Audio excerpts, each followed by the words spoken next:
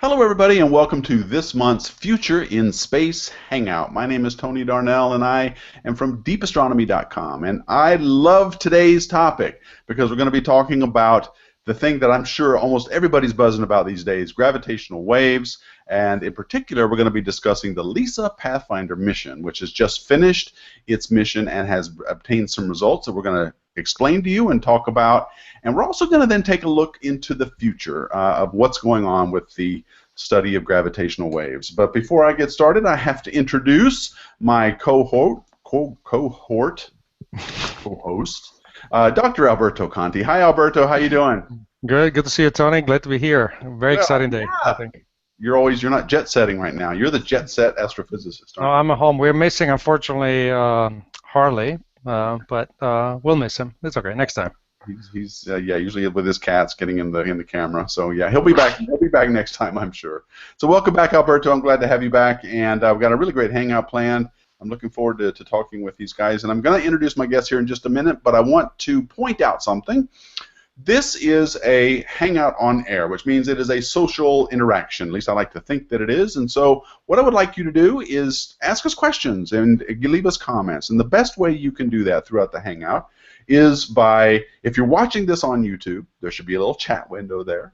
And go ahead and chat away. Leave your comments and any questions that you might want to ask our guests, and I will be monitoring that as well, and I will read them out if they are relevant to what we're talking about at the time, and if they're not, I'll make sure that we have some time toward the end of the hangout to get to your questions and comments. So please leave a bunch of them, because I'm sure you've got some. This is a big momentous event, I think, in the study of the universe with this new wavelength. I don't even know if you can call it a wavelength range. This new sight that we have, that we can see things that aren't electromagnetic radiation, but gravitational waves. It's a brand new thing. So I'm sure you have a lot of questions, and I hope you'll leave some for us. I'm also monitoring the Future in Space Hangout or hashtag on Twitter. So please use that, and I'm also looking at that as well. Okay, so let's get to today's hangout. Joining me are two guests I'm really glad to have on my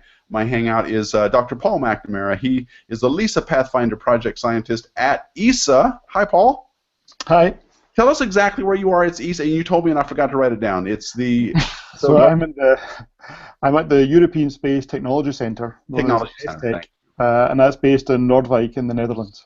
Awesome. Great. Well, thank you, and welcome to our hangout. Also joining me, Dr. Ira Thorpe. He's an astrophysicist from NASA Goddard. Hi, Ira. Hi there, Tony. Glad I can be here. Thanks for having us. Oh, my pleasure. So let's go ahead and get to it. So LISA Pathfinder is a mission that was it's a collaboration between the European Space Agency and NASA, and we're going to have these guys tell us a little bit about what it is. But it's just finished its mission. Not quite. Yeah, actually, I think the first thing we have to do there, Tony, is make a little correction. Is we actually haven't finished our mission. What we've done is just publish the first results. Okay. Well, see, I thought that was the mission. See, No, we have more to go. A long way to go. Oh, good. All right then. Well, it's ongoing and it's up there right now. But the first results have been announced, and we'll talk about those. So let's get to the LISA Pathfinder itself. Paul, can you give us just a little bit of history about what this thing is? And what I'm going to do is I'm going to put up this little animation that I have while you're talking. Okay, so LISA Pathfinder, it's got quite a long history. We first started the whole mission about 2002, and it was a mission designed to test parts of the technology required to measure gravitational waves from space. And in the video you have there, you can see these little cubes, these little sort of yellow cubes. These are actually gold platinum. And what we want to do with this mission is we want to be able to place these gold platinum cubes in space in free fall. And what that really means is such that there's no forces acting on them. And it sounds very simple. You just put the cube in space, it falls, doesn't see anything. However, in actual fact is you have things like the sun. The sunlight is pushing the cubes, and that would push them away. And that's trying to what we're showing here in this little animation. You can see that the spacecraft, these optical bench and the titanium cylinders, are moving up and down. And really what this is trying to show is the fact that the cubes are not moving, but the spacecraft is. And we're trying to demonstrate that we can actually build a system such that these cubes are completely free from all external forces. And then in the future, we take a similar idea. We separate the cubes rather than 38 centimeters with the optics in between. We make it 5 million kilometers, or maybe anywhere between 1 and 5 million kilometers. And we then, when a gravitational wave passes by, the cubes change distance. And we have to measure that distance, and we do that using laser interferometry. And this was a concept called LISA, which is the Laser Interferometer Space Antenna. So that's where the name LISA Pathfinder comes from. But we have to do this to very high accuracy. So we have to be able to measure the position of the cubes to something like 100th the size of an atom. And I don't know if you imagine doing that over 5 million kilometers. That's quite a feat. But we think we know how to do it. Measuring distance with lasers, LIGO is doing maybe 1 million times better than we require, so that's not impossible. The hard thing is, what do you measure? If the thing you're measuring is moving by more than 100th of an atom, then the only thing you actually pick up is the motion of the cube. You're not measuring the gravitational wave. And so LISA Pathfinder is really there demonstrating that we can build this system which will allow us to measure gravitational waves in the future. Okay, so I had it on. I'm driving too many things at one time, but I had the animation minimized when I went during a lot of this, so I'm showing it right now. This is the Pathfinder spacecraft. The animation they were talking about, the cubes that Paul was mentioning are right here, and they're surrounded by they're put in these really perfect free falls, and there's also these lasers that are running around that are what are these lasers doing? So basically, we're using a technique called heterodyne interferometry. So it's basically we're using 2 laser beams, slightly different frequency, and then one of them just goes to the optical bench, and the other one bounces off the test mass. And now, if the mass moves, this little gold platinum cube, if it moves, then we measure that as a change in the phase of the interferometric signal. So by using the laser, we can make very precise measurements of the position of the cubes with respect to the spacecraft. So is this similar to what LIGO does on the ground? Very similar.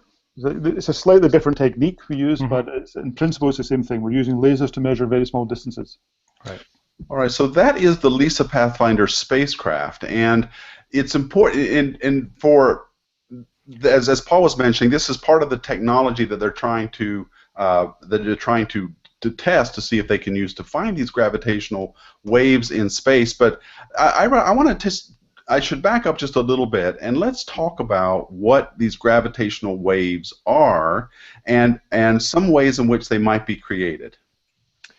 Sure. So basically, gravitational waves are the wave part of gravity, right? So we always think about gravity as the thing that sticks us to the ground, or the thing that makes the Earth go around the sun. But it turns out that gravitational waves, gravity can actually make ripples in space and time, and these ripples can travel across the universe at the speed of light, and they can carry energy, they can carry momentum, and they can carry information about the systems that produce them. So it's a little bit like ripples on the pond. So if we're sitting in a pond and we see these ripples go by, we might be able to learn something about the pebble that generated those ripples. So that's kind of the rough analogy. And all the math comes from Albert Einstein's famous theory of general relativity, in which he used this fairly complex math to describe how gravity is really a manifestation of the fact that space and time are warped and curved. And it turns out if you sort of run that math, you find out that there's a wave solution. But for a long time, people debated whether this was just sort of a mathematical curiosity or whether it was something that was real. And basically, that debate, was finally settled earlier this year when LIGO went and measured a gravitational wave from 2 black holes crashing into one another and said, absolutely, it's real.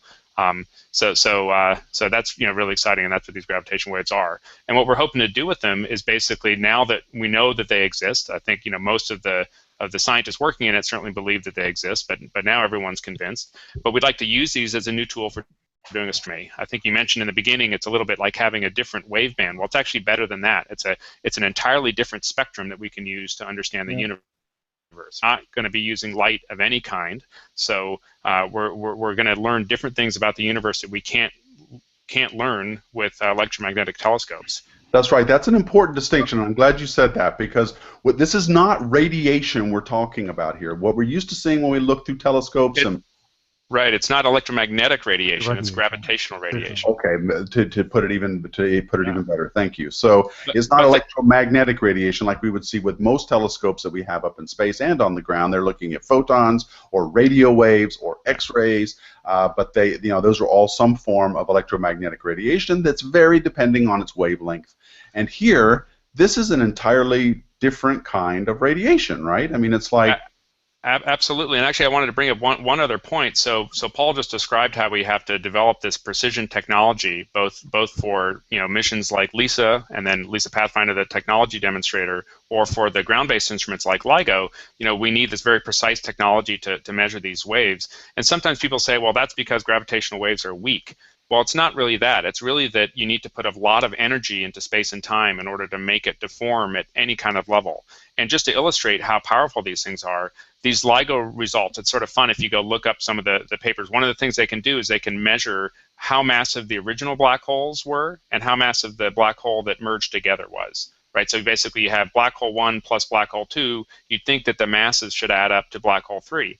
If you look at the numbers, they don't. And it's not a mistake. It's actually that some of the mass of that black hole has been radiated as gravitational waves. And the amount of mass is actually huge. So for the first detection they reported in February, it was something like 3 solar masses of energy radiated in gravitational waves. So remember the famous E equals mc squared?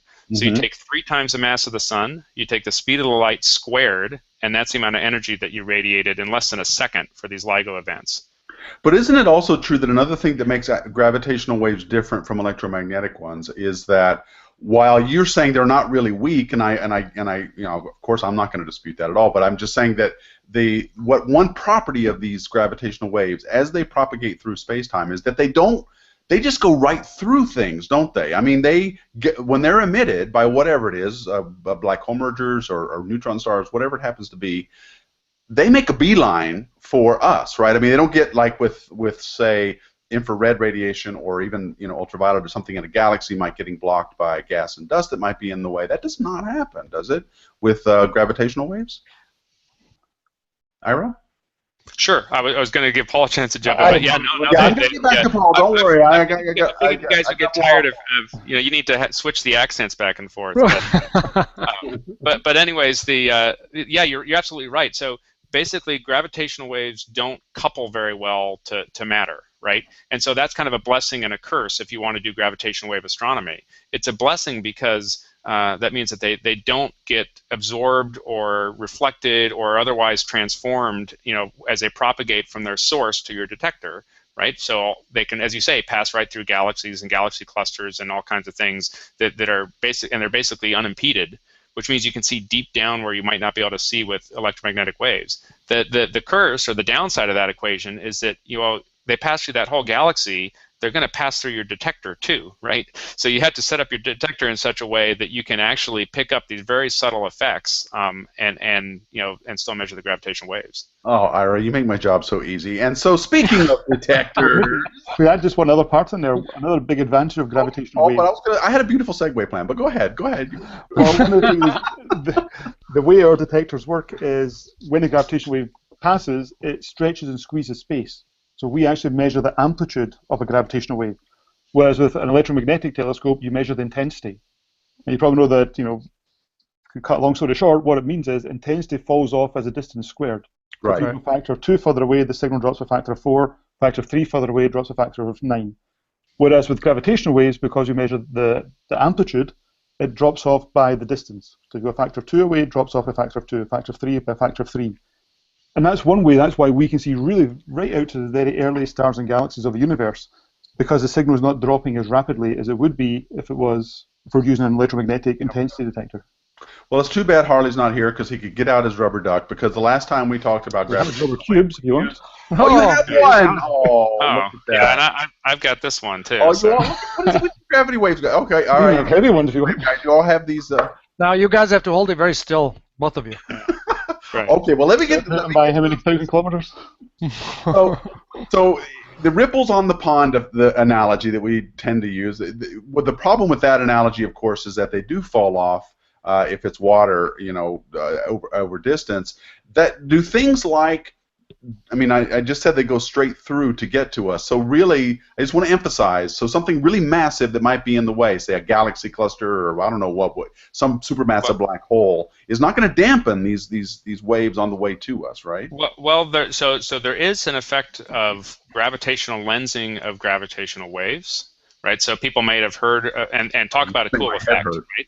Yeah. So basically, and this is not the kind of lensing that you're thinking of when you see these beautiful images from Hubble and hopefully eventually Webb of basically rings of galaxies around a cluster. That's called strong lensing. What we're looking at here is this thing called weak lensing, which basically has to do with the fact that because there's sort of subtle bending and such of the light, or in this case gravitational waves, as they pass through the intervening matter, you can get slight changes in the amplitude of the waves. Right? And so it's not so much a problem for detection, but it's a problem for trying to infer what it is you're measuring. So one of the really cool things gravitational waves can do is we can measure distance, and it's because basically in astronomy, distance is typically hard to measure because you don't know how bright something is, right? So you look at a star and you don't know whether it's a really bright star that's really far away or a not so bright star that's really close.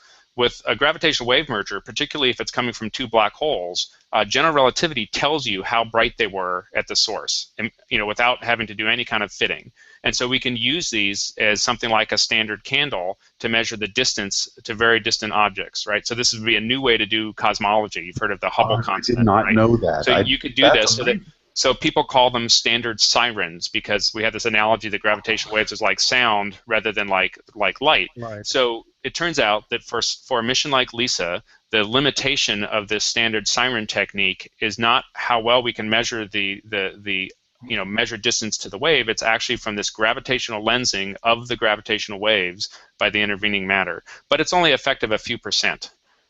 And it's an effect that shows up when you do high redshift supernova surveys as well. Okay. It's the same effect. Great. Well, I did not know that. That would be an additional standard candle. And we should talk about what you're bringing up things like LISA and standard candles. So that we got to talk about them very briefly, and then I want to talk to Paul about his detectors because I don't want to get too bogged down. But a standard candle, folks, is a thing that they use to measure distances with. In the electromagnetic world, anyway, there are things like Cepheid variables, where if you look at their brightness changing over time, that period that it varies is proportional to how far away it is, and it's important. It's proportional to how bright it is, how its intrinsic brightness, and that's the thing you want to know about a standard candle, because if you know how bright something is right next to you, like a light bulb right next to you, and then you move it, say 10 feet away, you notice that candle or whatever it is has gotten dimmer, and the difference in the dimming, once you know that, once you've measured it, you can calculate the distance, and that's why, very accurately, and that's why standard candles are so important. Type 1a supernovae is another one that they use. And now, which I've just learned now, which I'm very excited about, apparently these gravitational waves coming from black hole mergers sources can also be used as a standard candle. So I guess if you're curious about how far away a galaxy might be or a galaxy cluster, and two of them happen to be merging and they're supermassive black holes to come together, boom, you can get a good distance where they are if you can detect the gravitational waves. So that is huge. So these things are hard to find. If they were easy, we'd have found them by now, but we're just now getting around to it. And while Ira says they're not faint, I keep going. They are hard to detect, at least because they do. They are very. The signal in them is very. How would you describe it, Ira? If not faint. I mean, I'd say they're low amplitude, but not weak, right? Okay. So low amplitude. Okay. There's a lot of energy, right? So this is the distinction, right? So if your eyes were gravitational wave detectors, there's enough sort of energy flux coming from these gravitational wave mergers that it's like the brightness of the full moon, right? It's a ton of flux. It's just that, but even that large amount of flux barely moves these little cubes that you're going to have Paul talk about.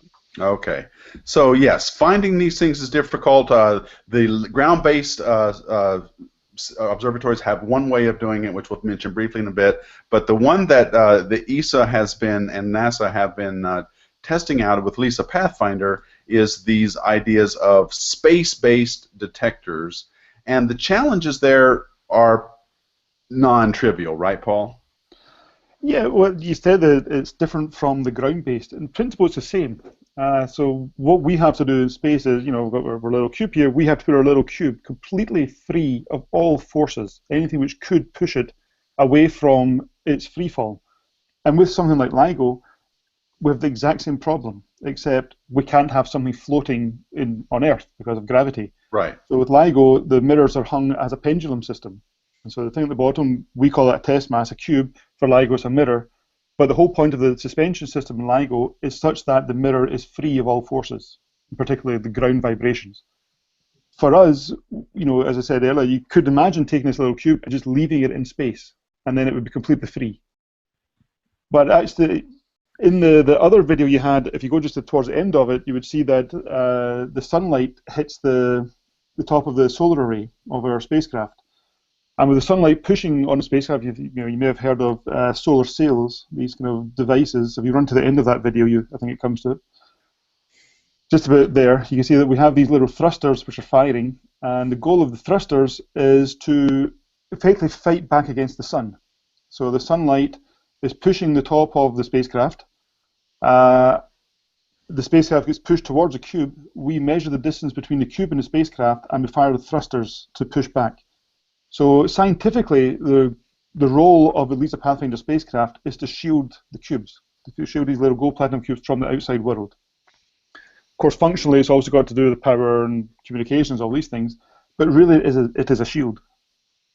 And so as this thing is floating and compensating for all the various forces around it, the idea is to keep those little cubes in the perfect free fall possible, so that when a gravitational wave does pass, gravitational waves do pass by, when they are perturbed, they'll be perturbed by something that's the signal. That's what you want to actually measure, right? Yeah, with LISA Pathfinder, what we've done is we've taken one arm of the large detector, let's call it LISA, which is in the order of millions of kilometers, and we shrink it down. So just you can see in the picture there, just right in the center, there's these two little cylinders, that's where the cubes are. So we shrunk from millions of kilometers down to tens of centimeters. And what that means is we give up the sensitivity to gravitational waves. So we cannot measure gravitational waves with LISA Pathfinder. However, we maintain all the noise, all the forces which could perturb our little cubes out of free fall, and therefore prevent us from measuring gravitational waves. Okay, I want to talk about LISA as well as the science behind what the kinds of things we're going to be building in the future for gravitational waves. But before I do that, I want to go into the mission that you guys were tasked, or that you're currently undergoing. I mistakenly said that it was over. When I saw the results, I'm like, yeah, it's done. No, wait a second. So what is success? What were you guys setting out to do, and how do you measure for a gravitational wave telescope? Like with an optical telescope, is like, well, the objective is 4 meters, and it's got this focal length, and the detectors are able to see photons in this wavelength range. What characterizes a gravitational wave telescope? Like, is it in sensitivity? Yeah. So well, actually, I think that so you listed some of the examples when you talk about an electromagnetic telescope, things like aperture and point spread function and these kinds of things. But one of the things you didn't mention is basically the detector of the sensitivity of the detector itself, right? And I'm sure anybody that's sort of an amateur astronomer or is familiar with digital cameras, know that you can have good cameras and bad cameras, basically ones that are really sensitive to low light levels, to low signals, or ones that are not. And that's kind of what we're measuring, right? We don't have a telescope in the sense that we don't have optics that are trying to focus gravitational waves onto our detectors. We just have a detector, and so it's much more like a kind of like a radio antenna or something like that. And what we're really measuring is how quiet of a signal we can detect. Okay, so the sensitivity of the detector, then, that's sort of the defining characteristic, is that right? Yeah. So you'll see plots for I think Paul will show you a plot in a minute of what LISA Pathfinder measured, which is sort of one element of the sensitivity that you need to understand, or what you need to understand how a mission like LISA would be sensitive. But basically, the thing you're trying to measure is stretching of space and time. And it turns out that stretching is characterized by a number that has no units, what we call a dimensionless number, because it's the change in space divided by the original separation. I'll take my test masses here. So if I have my original test masses and they get a little gravitational wave comes by, it'll change just a small amount. But if I put them, farther apart, then I get a larger change because there's more space between them to stretch. And so the amplitude of the waves is defined by the change divided by the original separation, and that number, since it's sort of meters by meters, has no units. And so the typical amplitude for gravitational waves is something like 1 part in 10 to the 21, or the ones that LIGO measured had amplitudes of like a part in 10 to the 22. So tiny, tiny little changes. That's what we mean by that they're being very small amplitude, and yet that corresponds to that sort of high energy. So that's really the quality that you use the metric you use to describe how sensitive a gravitational wave detector is by how small a strain in space it can measure. Great. Well, thank you for that. That's a great explanation. Thanks, Ira. So, Paul, now that we have that behind us or under our belts, explain what LISA Pathfinder was hoping. Well, first of all, what was the baseline goal for the mission, and what did you actually find? Okay, so what we did, we took the original LISA design and decided what would we think of it in terms of what do you want to measure. So, as you do with any telescope, you set the science requirements first. Here's what we want to be able to see, and then you build a mission to allow you to make that science requirements. So we took that requirement, which was a number which says we have to take these little cubes, we have to put them in free fall, such that it's not moving. And if we took it in terms of RMS numbers, it should be moving something like, in terms of the Earth's gravity, in terms of G, it should be about 100th, I get my numbers right now, 100th of a millionth of a billionth of Earth's gravity. Just again, so 100th of a millionth of a billionth of G on Earth. So it's a very, very, very, very, very small number. So for LISA Pathfinder, we actually relaxed the requirement by a factor of 10. We said we have to do 10 times worse because it's a Pathfinder, it's not a full mission. Right. And that was our requirement, to say that we have to do something like 1/10 of a millionth of a billionth of G. So to rephrase that, if you're going to find gravitational waves using space antennas, then you need and to test this technology, you wanted to get sensitivity in that tiny amount, number. So that's what we call it. Our free fall is at that sort of number. Okay. So we had our mission. We built all the parts, and the way missions are built in Europe, they come from various countries because it's a European sort of endeavor to build this with 40 different companies coming from 14 different countries. Also, we had the part of it coming from NASA. And this all came together. It was put into the spacecraft, tested, launched, and then when the first time we turned it on and actually measured how well we'd done, we had met our requirements. So we were delighted. We were measuring these cubes were more stable. See, I told you it was over. But we're scientists, we're not happy. Whatever we do, we want to do better. And we know we can do better. And we did. And so we improved it. And over time, we've made it better. And we continue to make it better.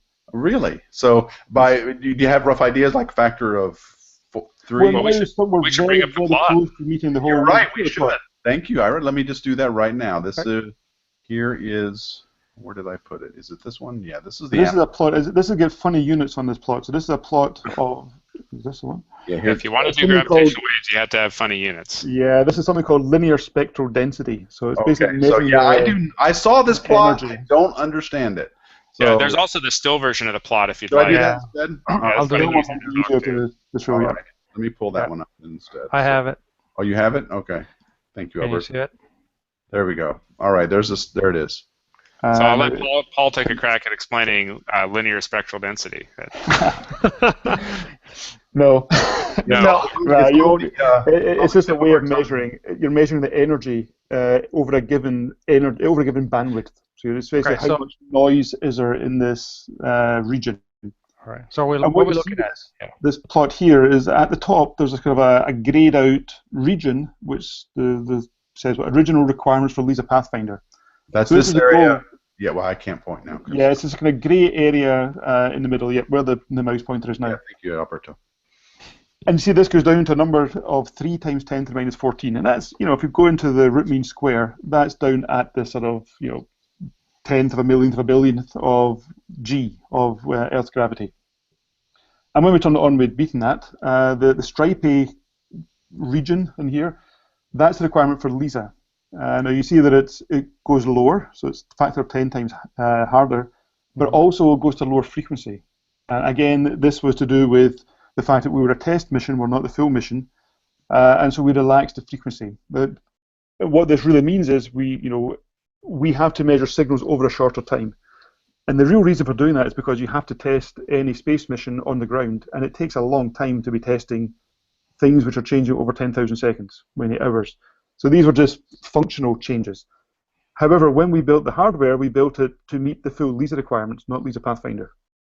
So we thought, we know we can do better, so let's do better. And what we have is this squiggly line you see there. This is actually taken in April of this year, between the 4th and the 8th of April. And this is the measure performance we had at the time. And as you can see, it's very close to the LISA number. So I should point out here, the lower the number, the better. So we want to get that line. If that line, the lower it goes in the plot, the much better our performance is, because we can see anything above that. And I said this was from the 4th to 8th of April. The latest numbers we have are even better again. They're very close to the LISA line, and we'll do a final measurement next week of this particular phase of the mission, and we expect to be even better again. So we expect getting lower and lower and lower. Yeah, I want to repeat that, because basically what you said is you plan to something to 10 to the minus 13 in those axes, when you went almost an order of magnitude better. Yes. So do you know why you did that much better? We designed it to be better. And the main reason is, so there's 3 parts to this curve. You can see the 3 zones in it. On the right-hand side, it says sensing noise. This kind of the line which is going to have roughly 45 degrees at the right, over here. Yeah. This is how well we can measure the position of our test masses. This is a laser interferometer capabilities, let's call it. And we had the capability where we had to measure, a requirement was 10 picometers, actually 9 picometers per root hertz. Let's forget per root hertz now. So 9 picometers. And when we measured performance, we were measuring 30 femtometers. So femto is 10 to the minus 15. And it's not a number you hear very often, femto, but 1 femtometer is roughly the size of a proton. So we're measuring about 30 protons. So if this cube moves by more than that, then we can see it. Okay. How can you do that? It's because we can use laser interferometry, or laser. The beam is fairly big; it's roughly 1 millimeter, and so we average over the surface of the cube, and we can make these. And this is a factor of roughly 300 times better than our requirement. Wow. And that's why we've got all this empty space towards the right. So you know what my takeaway from all this was just now, and after I heard Alberto ask you that question, and you turned around and said, because we designed it that way. You know what I thought of? Because of your accent, I was thinking immediately, you just did a Scotty.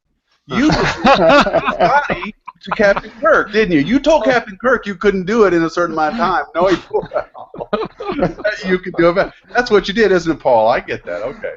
So that's we would never say that. Oh. But actually, the more interesting one is the fact that we have to really thank the engineers who built this for us. We're the science team, and we use it. But the engineers are the people who actually built the instrument. And the one thing which I'm still amazed at is when you build a satellite, normally what you're worried about is, is there any stray light? That's a problem. If you're building a telescope, do you have any electromagnetic signals which are going to interfere? So we didn't have to really worry about stray light because that's not so important to us, but we had to worry about thermal effects, magnetic effects. But one thing which really limits our mission is gravity. We're trying to measure gravity. So if our spacecraft has any unbalanced gravity of itself, then that would affect our performance. So this spacecraft has tens of thousands of components in there. We have to take the mass of every component which we have in the spacecraft. So obviously we have an electronics box, we measure the electronics box. But all the things in this picture, you can see things like cable ties. We had to know the mass of the cable ties on the spacecraft, the mass of the Kapton tape, the mass of the screws which are holding these parts together. So what's your tolerance? Well, our requirement, we had to balance the spacecraft to, I think it's parts in 10 to the 10th of, again, we're not talking in terms of G, parts in 10 to the 10th of G. Yeah. So 10 to the minus 9 meters per second squared. Wow.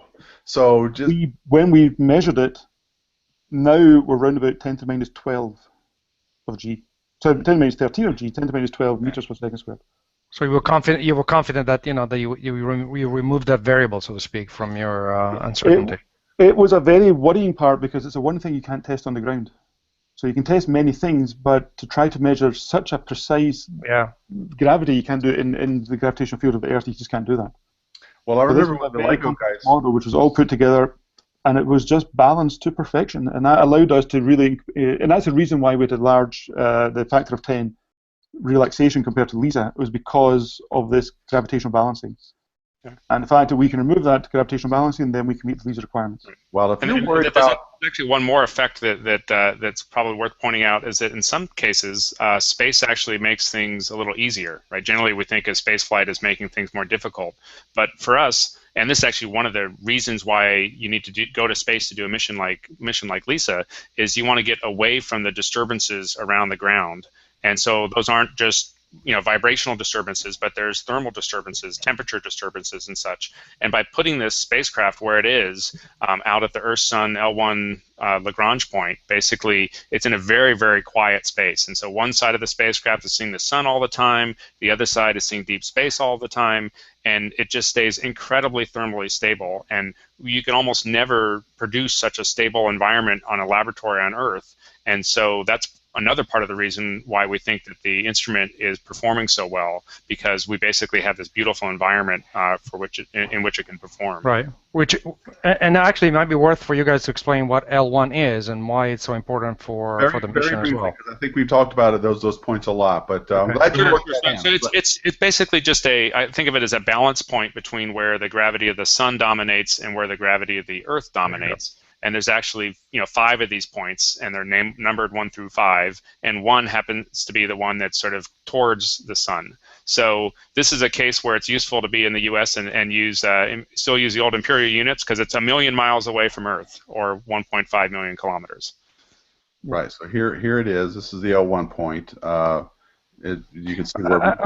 In this case, it's very, very important because of what Jair was mentioning in terms of trying to reduce the gravitational disturbances, if you will, right? Well, if you're worrying about the mass of cable ties, then right. you need to be. You need to be. We have to get away from the moon. Basically, we have to get the Earth-Moon system is a problem. So we have to be about, it's about 380,000 kilometers away from the moon. Then we're okay. Great. Okay, well, so we've mentioned it several times. I think we should do it now. The LISA Pathfinder it boggles the mind, the precision or the sensitivity that you guys are able to reach with this instrument, and of course it's a necessary step to something we've mentioned several times already, and this gets us to the future and the Future in Space Hangout, which is that we are hoping to build on this knowledge, because this would have to be, I think, a mission like this needs to go and test out the technology to make sure we can do this in the first place. But this is going to be scaled up, and the LISA that everybody's talking about, if you don't know what that is, it's called the Laser Interferometer Space Antenna, and it's basically 3 pods that are spaced tens of thousands of kilometers apart from millions. Between 1 and 5 million kilometers, depending on the time of the sign. I'm thinking too small. Million kilometers. Thank you. And so LISA Pathfinder's far away. It's 1.5 million from the Earth. With the original LISA, they were 5 million kilometers. Even the satellites themselves are 3 times further away than Pathfinder is just now. Right. We can't put LISA at L1 because it wouldn't fit. Yeah, it's too big. So what does something like this look like? It's got little. I tried to find a quick schematic of LISA, but I couldn't. There's one. If you look at there's something hang on. It looks like a triangle. Right. It's basically 3 discs spread apart, and there you go. Yeah, there you go. So what you're seeing there is so to measure a gravitational wave. And you may have seen pictures of the LIGO detectors, and they're shaped like the letter L. Right. So they have this sort of L-shaped thing in it, and that's because gravitational waves because their gravity, they actually act a little bit like a tide. So when they're coming through space, they stretch in one direction and they compress in the other direction, and then when the wave is on the other half cycle, it stretches in the direction that was being compressed, and it compresses in the direction that was being stressed. And so that sort of goes back and forth and back and forth. So by making an L-shaped detector, you can kind of optimally couple to the effect of the wave. So it's also really useful to have more than one detector, because you can do things like distinguish between an artifact in your detector and an artifact and a real gravitational wave signal. And so this triangular LISA concept is sort of a compromise between those two things, right? So we could build an L-shaped detector. But for basically a very similar cost, we can build a triangular shaped detector where we basically sort of, squeeze in the L a little bit, and we sort of get, 1.5 detectors all in the same spot. So that's kind of the idea. So basically, as a gravitational wave comes through this constellation, the size of that constellation, the shape of that constellation is going to get stretched and squashed by the gravitational wave at this part in 10 to the 21 level. And inside each of those satellites will be test masses, exactly like the ones that are flying on Pathfinder right now.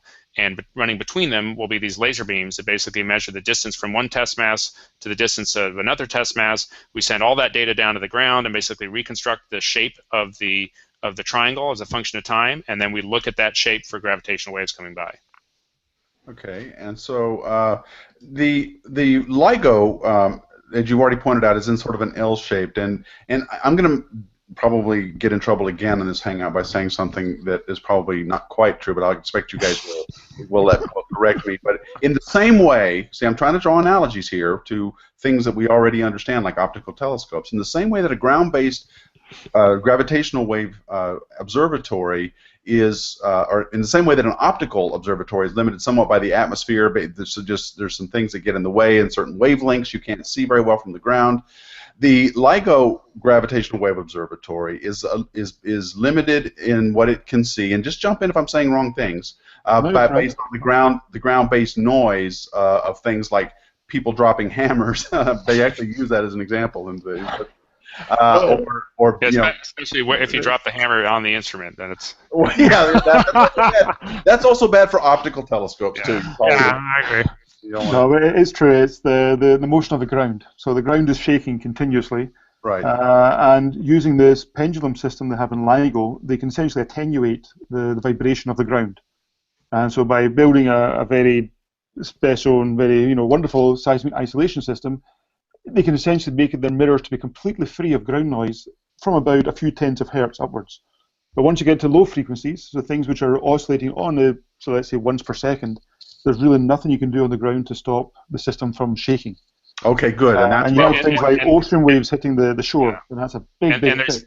Even if you were able to design some super suspension system that's LIGO already has sort of the best suspension systems anyone's ever conceived, but you still have this problem of actually gravitational coupling, right? So gravity's hard to shield. Paul mentioned how the engineers who built LISA Pathfinder took great care and were very successful to balance the gravity around the test masses. Well, you have this problem on Earth that things move around, right? So if you're around the LIGO detector and the ground moves, you might be able to prevent that ground motion from mechanically coupling into your mirror, but that'll change the gravitational field around the mirror and pull on the mirror and shake it, right? So basically, the idea like, somebody walks past the mirror and their mass will pull the mirror towards them and disturb it, right? This is the kind of thing that LIGO has to worry about, and eventually, you just can't control where all the masses are moving on the Earth, particularly at low frequencies where you tend to have lots of masses moving. So, in addition to human activity, you have, as Paul mentioned, ocean waves and seismic activity and density waves in the atmosphere and all kinds of effects like this, and you just want to get away from the Earth to get into a quieter environment. And the other thing that you can do by going away from the Earth is, remember I said that the size of the effect basically scales with the size of the arms. That's right. So LIGO, their arms are 4 kilometers long, and that's basically limited by money, right? So you need to in order to build these things, they need to build a vacuum system that's the length of their full detector. So they need to buy 4 kilometers of land, or 4 kilometers square. They need to build a vacuum system that's 4 kilometers long and pump it out, right? And that's incredibly expensive. That's one of the larger costs of building the LIGO detector. Now, going to space is expensive too, but once you're there, you can make your space really big, right? We make our constellation 5 million kilometers in the sort of the classic LISA concept, and that's 14 times the distance between the Earth and the Moon. It's huge, right? But you can just make them very big, and you can boost up the signal, and you can also make yourself more sensitive to low frequency signals. Right. Well, that's where I want to go now, because as in the same way that there are some things from the ground that are very difficult to see with optical in gravitational waves, LIGO, as I understand it, can't really see gravitational wave signals that are less than 10 hertz. Is that what you said, Paul? And Yes. so anything above that, it can see, but it's hampered by those things earlier than that. And so things like certain size black hole mergers, things like that, it can see well. And when it has done in the 2 and possibly 3 detections that it's had, it's found black hole mergers in some interesting ranges, which I want to get to also in just a minute.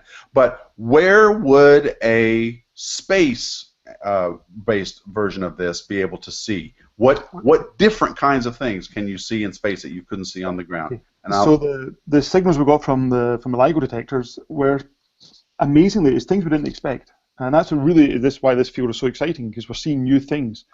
And LIGO, the first signal was 2 roughly 30 solar mass black holes, 30 black holes, 30 times the mass of the sun. It's a big object. However, these are objects which eventually, before they coalesce, they can move extremely quickly around each other. They're fairly small in terms of the universe, and they can move roughly half the speed of light and become to very, very short distances before they finally merge. If you look at the other extreme of the universe, you're looking at the black holes at the center of galaxies. These are up in the millions of solar masses, and we believe that pretty much all galaxies in the universe have a supermassive black hole at their center.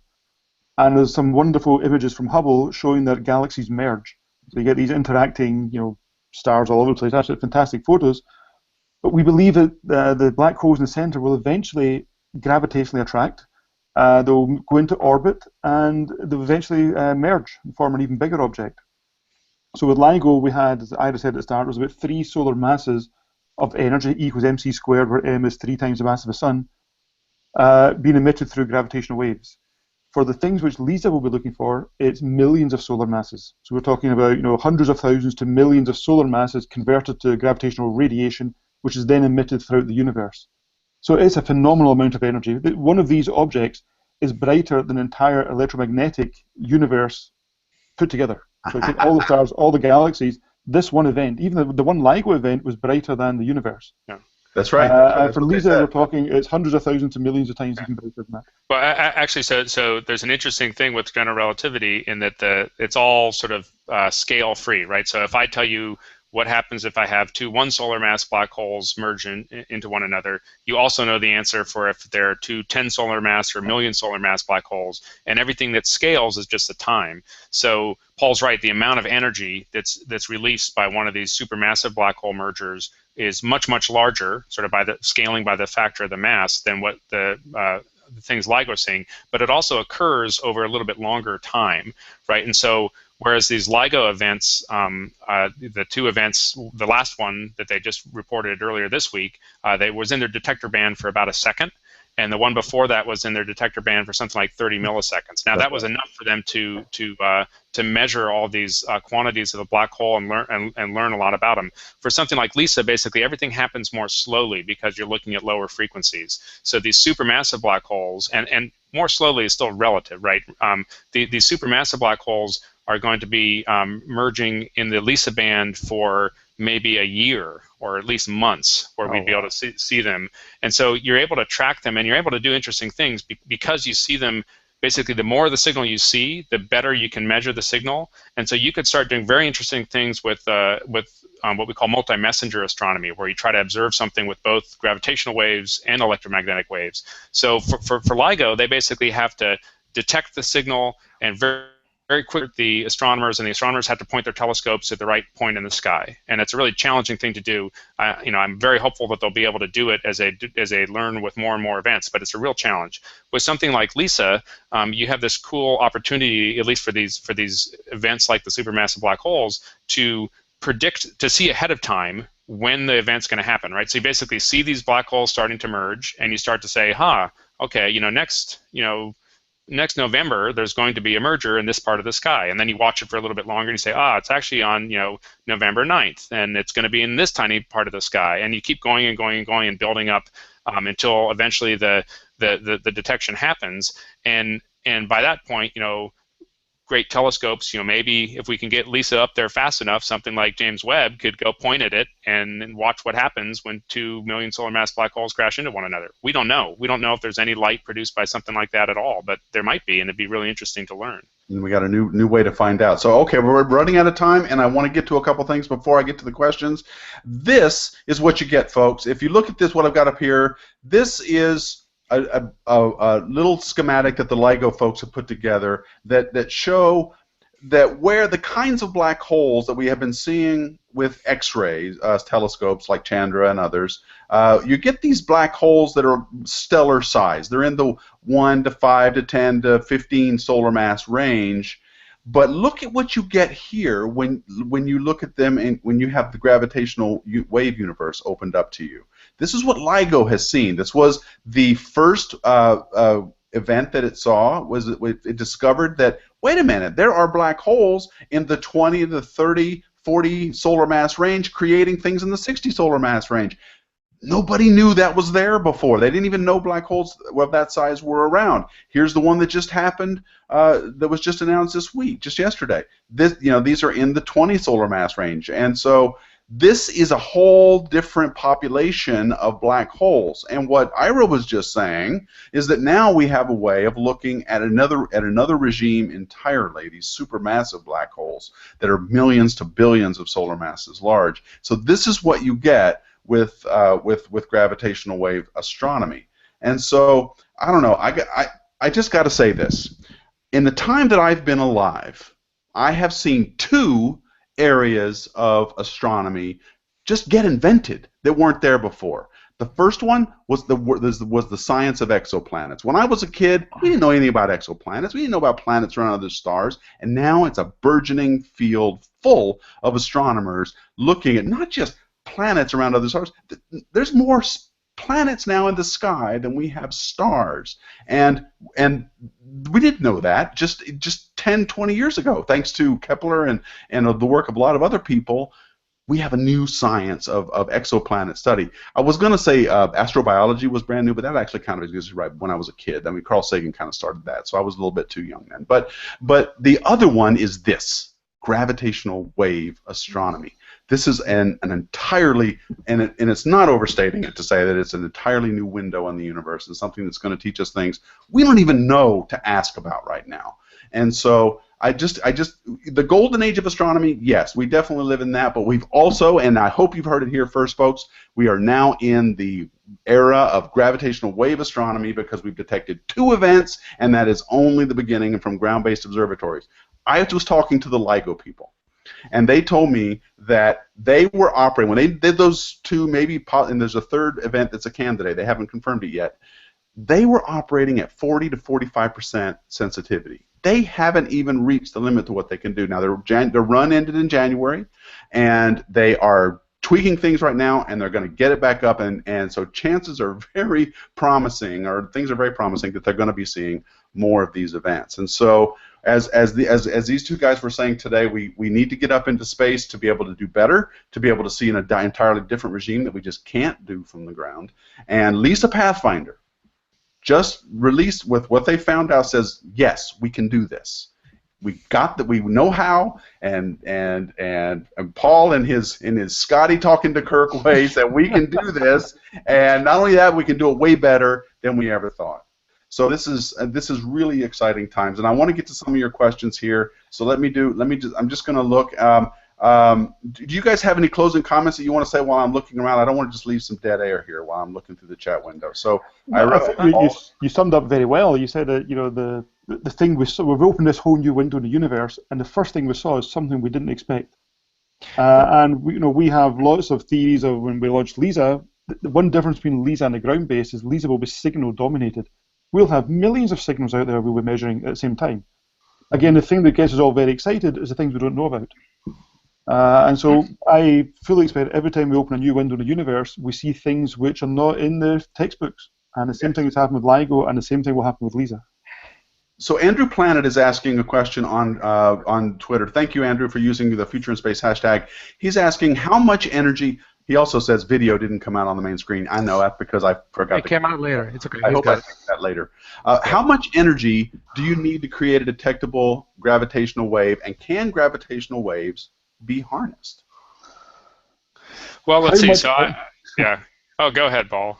I was going to say, just by waving your hands, you're creating gravitational waves, but they're not detectable. Yeah, my cable ties are too, apparently. See, otherwise Italians like me will love it. Yeah. So anything which accelerates, any moving, accelerating body creates gravitational waves. But really, to have, as Ira said, space is very stiff. It doesn't like to get deformed. So you need an enormous amount of energy to deform space, which we can then actually measure. Can we harness gravitational waves? No, not in our lifetime, and certainly not in my kids' lifetime. Again, gravity is a hard thing to harness. It travels through everything, so it's very hard to get a handle on it.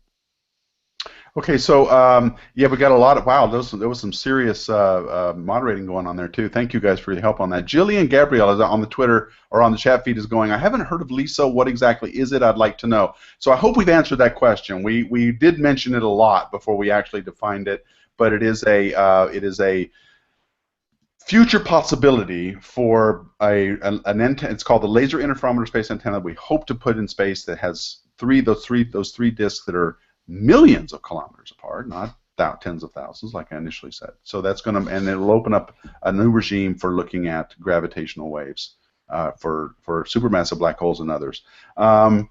Let's see, Andrew, I just answered that one. Galaxia, hi, it's good to see you again. Do they really lose energy after a long travel through space? What does the math of Einstein say about this? Now, Ira, you sort of right. So they don't lose energy in the same way that light from a star doesn't lose energy. It's just that the energy gets spread out over a larger and larger area, right? So that's the same thing for a gravitational wave or from a star. As you get farther away from the source, the amount of energy crossing through any little patch reduces, according to the distance. But as Paul mentioned, our detectors are a little bit different in the sense that we don't measure the energy directly. We actually measure the amplitude. We measure the wave going up and down. And so because of that, the rate at which things fall off is linear with the distance as opposed to quadratic instead of distance squared. Right, and that's very important and allows us to see to these very long distances.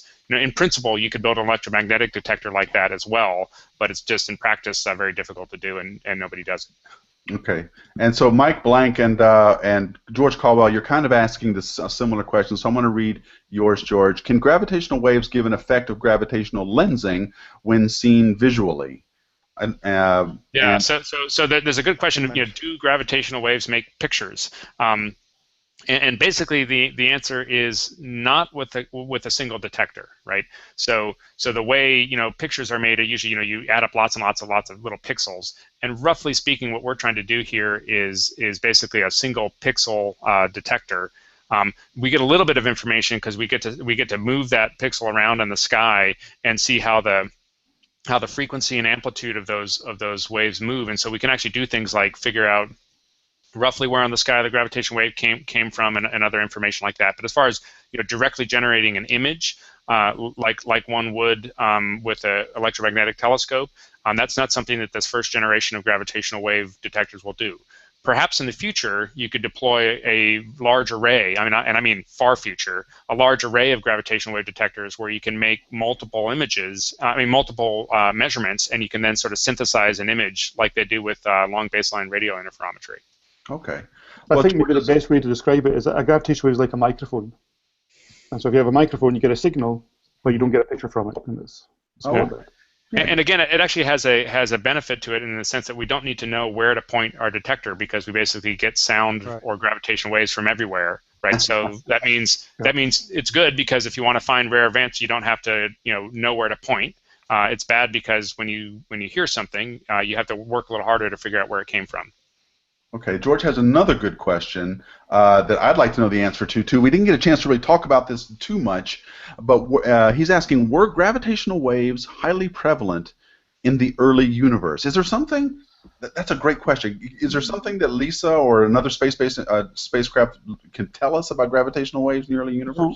Right at the very start of the universe, we had inflation. We believe that gravitational waves were actually created at the time of inflation. And so you may remember about maybe 2 years ago now, there was a result coming out from BICEP 2. That's right. Looking at the imprint of the inflationary, primordial gravitational waves on the cosmic microwave background. So it's not detecting gravitational waves today, it's detecting the imprint of the gravitational waves on the CMB. Maybe with LISA, or maybe with the next generation or future generation gravitational wave observatory, you will actually be able to measure directly the primordial waves coming from the time of inflation. When you say imprint on the CMB, is that can I imagine that as being, say, sort of like a fossilized rippled water? A better way is if you imagine you have a curtain and someone is standing behind the curtain and pushes their hand against the curtain. You can see the imprint of the fingers. You can't see their fingers, but you can see the imprint of the fingers on the material. And that's a bit like the primordial waves on the CMB. You can see the effect of it, but you can't see the actual source. Right, okay, and an important difference between those kinds of waves and the kinds of waves that something like LIGO has seen, or that we would hope to see with LISA, is that for the latter case, we're really seeing a source evolve dynamically. Right, we're seeing the black holes come together and merge, and we're seeing the gravitational waves tracing out that whole process. Whereas with this Big Bang event, basically there was one event, and you're kind of seeing that little echo in the cosmic microwave background. And as Paul said, it may be possible in the future to detect a cosmic gravitational wave background, directly with a detector. But it's going to take the next generation, right? Remember, we did like all of the foreground astronomy before we got to the CMB, right? So there's a lot of right. astronomy and physics to get there before we go after the background. Right. Okay, so there's one more question by George. You asked some good questions, so I want to make sure we get them out, because I mean, this will be the last one, I'm afraid. Will we ever develop detectors sensitive enough to detect gravitational waves from smaller objects? We talked about what LIGO can do, the range that it can see. You guys were saying LISA can look at these supermassive black holes. What about small stuff, like neutron stars, things like that? Yeah, okay, so the neutron stars, we believe that when two neutron stars merge, 1.4 solar masses, that should create a signal up and round about maybe kilohertz, maybe hundreds of hertz to a kilohertz. So LIGO, we should be able to detect neutron star mergers. And when LIGO gets its design sensitivity, I'd expect it'll be measuring many of these things, maybe per day, per week, per month, whatever. But they will have many neutron star-like events. So hopefully LIGO will be able to see more of these things. Yep. And even for LISA, we will actually be able to see. You've got to remember, you've got two bodies dynamically rotating. You also have things like white dwarfs, which are not as dense as a neutron star, and so they can't actually move as quickly in orbit, but they're also moving, and we'll be able to measure them with LISA. And so there's several white dwarfs in our own galaxy, which electromagnetically we know they exist, and we know the properties, and from that we can determine the gravitational wave signal. So we can actually use these white dwarfs, these one solar mass-like objects, to calibrate the LISA telescope. Yeah, and actually, and those ones that Paul's talking about are basically, roughly a dozen that are just sort of serendipitously known, right? We happen to know them because we've looked at it, but we expect that that's representative of a population that a detector like LISA would see, which numbers in the millions or tens of millions. And there's actually a point where so LISA would be able to distinguish maybe the brightest 20,000 of those or 30,000 of those, but the rest actually form over a little bit of the LISA band what we call a confusion foreground. And this is crazy, right? So we've just this year had the first detection of gravitational waves, and we're already talking about an instrument where, like other kinds of astronomical instruments, you're limited in seeing the very distant events by basically the fuzz that's nearby. And that fuzz is basically the combined gravitational wave signals from tens of millions of white dwarf binaries in our own galaxy. Different kind of noise, huh?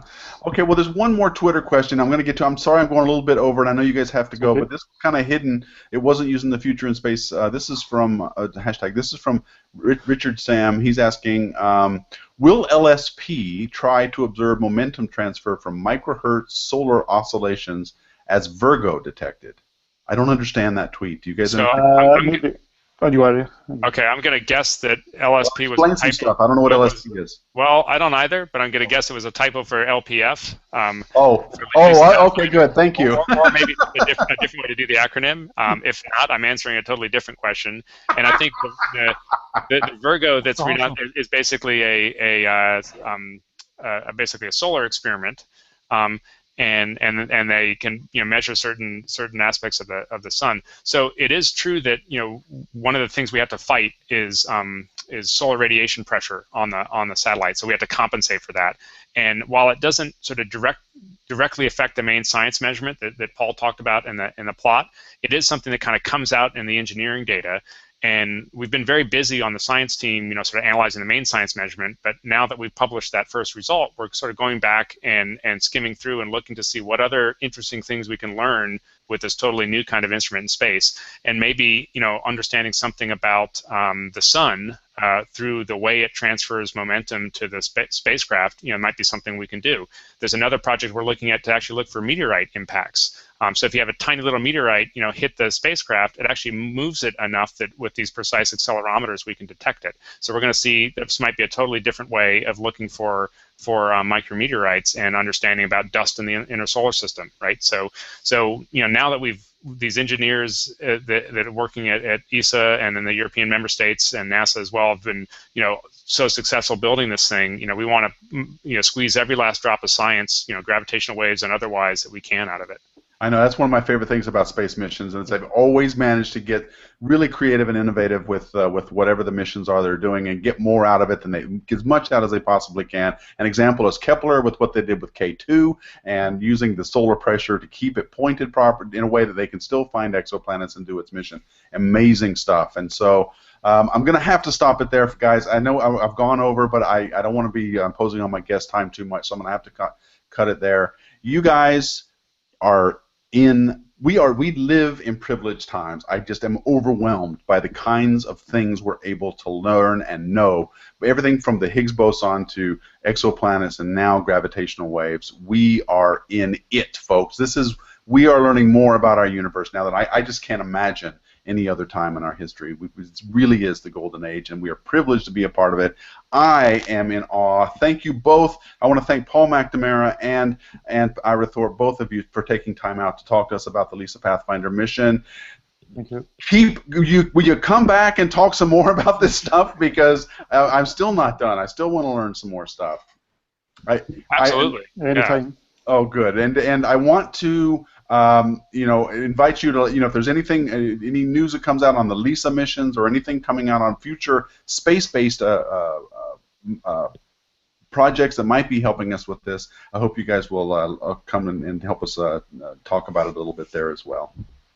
All right, folks. What do you think? So, Alberto, we've got another one under us. This was great. I had a lot of fun. That was fantastic. I spent a lot of time on the chats trying to answer some of the questions and everything, and lots of folks. And by the way, so lots of folks have asked if all the data is public, and the answer is yes. All the data LIGO data. Or LIGO data.